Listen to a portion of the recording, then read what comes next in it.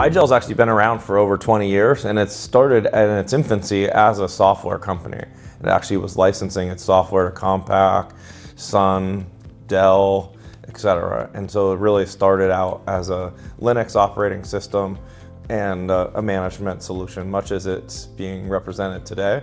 And over time, as those companies started to build hardware, IGEL realized it also needed to start building hardware, right? And by 2006, IGEL was the #1 thin client player in Germany and has held that position ever since. And so has become a dominant player in building world-class hardware. But that being said, the company's roots are in software.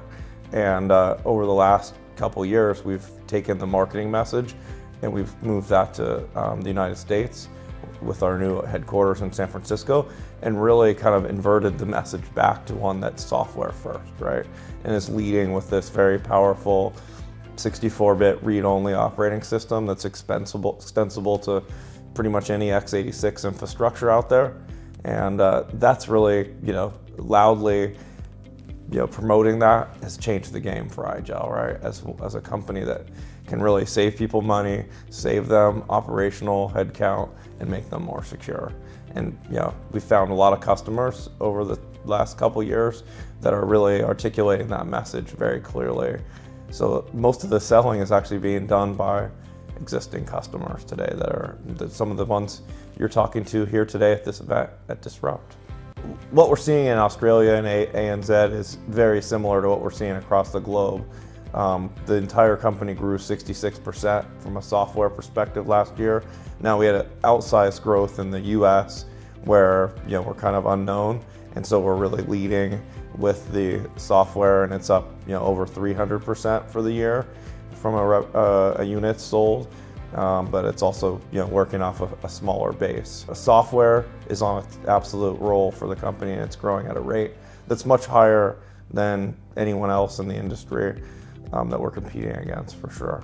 The things that IGEL are solving for today that are most pronounced really have to do with some of the things you would consider fairly simple, like delivering certificates, updating firmware, actually getting a firmware that has been patched in a timely basis for some of these security threats that are out there, whether that's Petra, crack, some of the new things that just came out with Spectra and Meltdown. The idea that you actually are getting a fresh firmware every 12 weeks, and then you actually have a mechanism to actually push that to the devices. And that's something that IGEL has done better than anyone else. We have over 75 engineers in Germany that are producing that fresh firmware every 12 weeks with all the important patches in between. And then we have a tool with our UMS that actually allows you to elegantly push those patches to the devices. And as we know, patching devices is really the first line of defense in good security posture. I think the biggest challenges with cloud today really are getting the data into the cloud, right? So every organization has different requirements and regulations and internal policies around where their data can live. And so I think that's one of the things that will hold back large organizations and small organizations from moving to desktop as a service, right? Is the data has to get up there. There's more and more people putting their server workloads into the cloud, and some data is going there. But in order for desktop as a service to really be ubiquitous and consumed, you got to see lots of the data residing up in the cloud. So I think that's probably the biggest challenge today. I think the other piece of it obviously is most of this cloud solutions are delivered in an OpEx model, and there are still organizations that want to buy things in a CapEx. And so while that may seem counterintuitive, because we seem to love to talk about OpEx, that's what everyone wants. Well, some of the government institutions, they actually have to buy things in CapEx. So I think there's still challenges, and we're going to live in a hybrid world for a long time. IGEL has been extremely disruptive over the last 2 years. I feel lucky to have joined the company when I did. It was about just under 2 years ago. And we immediately came out with the UD Pocket, right? Which was something no one had ever thought of or seen before, which was, a 64-bit operating system on a bootable drive that could be moved anywhere, right? And could really repurpose things. And while it wasn't any different than the actual converter software we had, the fact that it was three-dimensional, you could pull it out of your pocket, you could plug it into a MacBook and boot the operating system, it created a very powerful demo. And so our ecosystem, our partners, they very much embraced it, right? So that was something completely new and disruptive. And then we also came right behind that with the IGEL Cloud Gateway. So a VPN-less concept that would allow you to manage all those devices with the same granular precision as devices that were on the network, as ones that would be in Starbucks or someone working from home. And that's the world we live in today, borderless, right? Where, we see more and more call centers with reservationists or the actual, work being done at people's homes, and even on their own computers.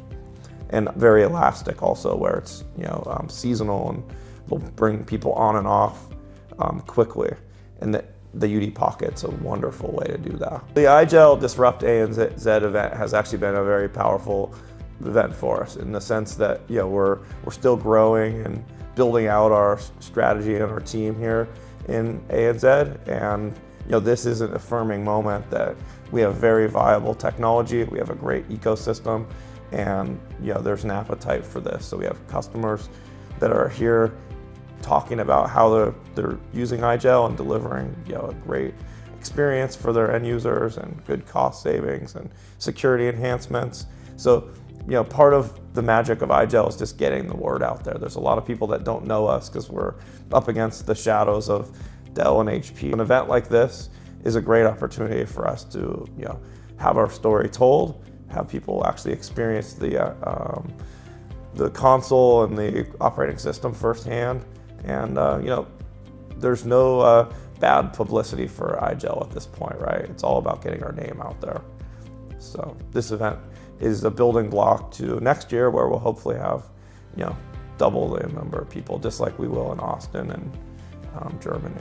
I still think that there's a very long tail on traditional on-prem BDI with virtualizing applications and desktops, and we're going to play a very important role there in terms of the actual endpoint. And we're going to take more than our fair share of market share there. Our product, multi-tenant and very scalable, secure, and manageable. We see IoT as a natural third market with 50 billion devices connecting, the edge servers, the gateways, all of these types of things can be powered by IGEL. And so we're working very hard to come to market with some specific solutions in healthcare and retail that will play there. So I think 3 to 5 years from now, you're going to see us dominating in all three of those spaces.